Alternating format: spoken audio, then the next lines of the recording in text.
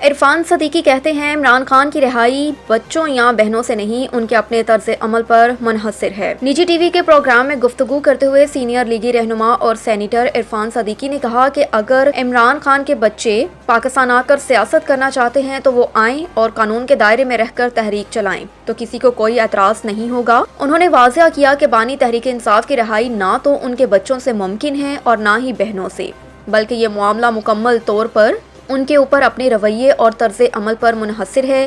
عرفان صدیقی کا مزید کہنا تھا کہ بانی پی ٹی آئی اپنے بچوں کو سیاست میں لانے کے خواہاں ہیں اور اگر وہ قانون کے مطابق سرگرمیاں کریں گے تو انہیں اس کا حق حاصل ہے۔ تاہم رہائی جیسے معاملات سیاسی دباؤ یا خاندانی اثر سے نہیں بلکہ قانونی دائرے میں رہتے ہوئے فیصلہ پاتے ہیں۔ لیگی رہنما نے خیبر پختونخوا کی موجودہ سیاسی صورتحال پر بات کرتے ہوئے کہا کہ صوبے میں حکومت کی تبدیلی کی کوئی بات زیر غور نہیں اور پیپلز پارٹی اس وقت اتحادی جماعت کے طور پر حکومت کا حصہ ہے۔ ان کا کہنا تھا کہ صدر آصف علی زرداری ایک مدبر اور تجربہ کار رہنما ہیں جنہوں نے ریاست کے سربراہ کی حیثیت سے کسی قسم کی رکاوٹ پیدا نہیں کی بلکہ حکومت کو مضبوطی سے آگے بڑھنے کا موقع دیا ہے۔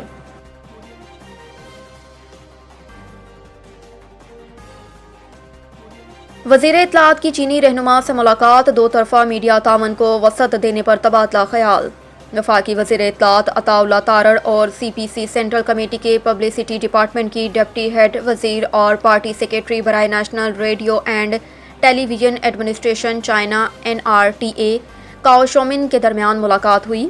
ملاقات میں پاکستان اور چیئرمین کے درمیان دو طرفہ میڈیا تعاون کو وسعت دینے، مشترکہ پروڈکشنز، فیک نیوز کے تدارک، تربیتی پروگراموں اور ثقافتی تبادلے کے لیے نئے امکانات پر تفصیلی تبادلہ خیال کیا گیا۔ دونوں رہنماؤں نے میڈیا کے شعبے میں جاری شراکت کو باہمی اعتماد اور دیرینہ دوستی کا مظہر قرار دیا۔ عطا تارڑ نے کہا کہ پاکستان میڈیا اور ابلاغ کے میدان میں چین کے تجربات سے بہت کچھ سیکھ سکتا ہے۔ Digital media, public service, broadcasting اور ثقافتی مواد کی ترویج میں چین کی مہارت لائق تحسین ہے۔ فیک نیوز اور ڈس انفارمیشن سے مؤثر طور پر نمٹنے کے لیے چین اور پاکستان کے سرکاری نشریاتی اداروں کے درمیان روابط اور مشترکہ نشریاتی منصوبوں کو مزید وسعت دینے پر اتفاق کی گئی۔ دونوں رہنماؤں نے فیک نیوز کے خلاف مشترکہ بیانیہ اور تکنیکی تربیت و ادارہ جاتی اشتراک پر بھی اتفاق کیا۔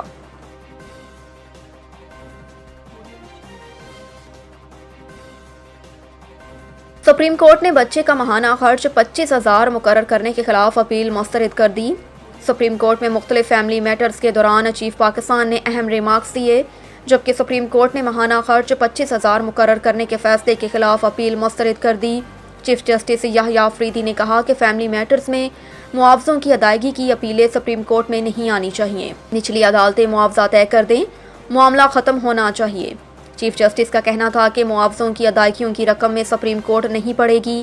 وکیل درخواست گزار نے کہا کہ چھوٹے بچے کے لیے 25,000 ماہانہ خرچ بہت زیادہ ہے۔ اس پر جسٹس شکیل احمد نے ریمارکس دیے، اپنا بچہ ہے تو 25,000 کچھ زیادہ نہیں۔ عدالت نے ماہانہ خرچہ 25,000 مقرر کرنے کے فیصلے کے خلاف اپیل مسترد کر دی۔ چیف جسٹس یحییٰ خان افریدی کی سربراہی میں 2 رکنی بینچ نے سماعت کی۔ نتن یاہو کا دعویٰ، اسرائیل جانتا ہے کہ ایران کا انتہائی افزودہ یورینیم کہاں دفن ہے۔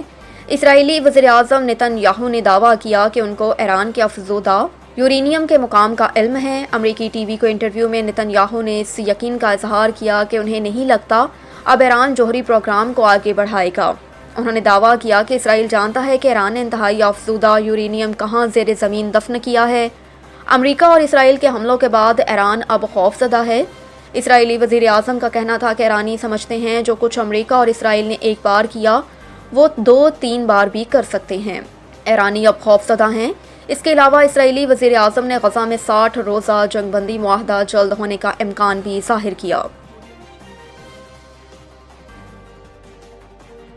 پنجاب کے مختلف اضلاع میں بارشیں، پی ڈی ایم اے نے الرٹ جاری کر دیا۔ لاہور پی ڈی ایم اے نے پنجاب کے مختلف اضلاع میں بارش کے پیش نظر الرٹ جاری کر دیا۔ D G P D M A کے مطابق پنجاب کے مختلف اضلاع میں مونسون بارشوں کا سلسلہ 13 جولائی تک جاری رہنے کا امکان۔ D G P D M A نے بارشوں کے باعث پیدا ہونے والے ہنگامی صورتحال سے نمٹنے کے لیے متعلقہ محکموں کو الرٹ رہنے کی ہدایت کی۔ انہوں نے کہا کہ ریسکیو 112 اور واسطہ سمیت دیگر ادارے مشینری سمیت عملے کو الرٹ رکھیں۔ نشیبی علاقوں سے پانی کے نکاس کو جلد از جلد ممکن بنائیں۔ اس کے علاوہ شہریوں کو کچے مکانات اور بوسیدہ عمارتوں سے دور رہنے کی ہدایت بھی کی گئی ہے۔ اور بھارت نے اے سی سی میٹنگ ڈھاکہ میں رکھنے پر اعتراض کر دیا، دستبرداری پر غور، وجہ کیا ہے؟ ایشین کرکٹ کونسل اے سی سی کی میٹنگ 24 جولائی کو ڈھاکہ میں شیڈول کی گئی ہے، جسے بھارتی بورڈ کسی اور مقام پر منتقل کرنے کے خواہاں ہیں۔ بھارتی میڈیا کا کہنا ہے کہ ڈھاکہ میں شیڈول اے سی سی میٹنگ کسی دوسرے وینیو پر منتقل نہ کی گئی تو بھارتی بورڈ میٹنگ سے دستبردار ہونے پر غور کر سکتا ہے، جب بھارتی کرکٹ بورڈ نے میٹنگ کا وینیو تبدیل کرنے کا بھی کہہ دیا ہے۔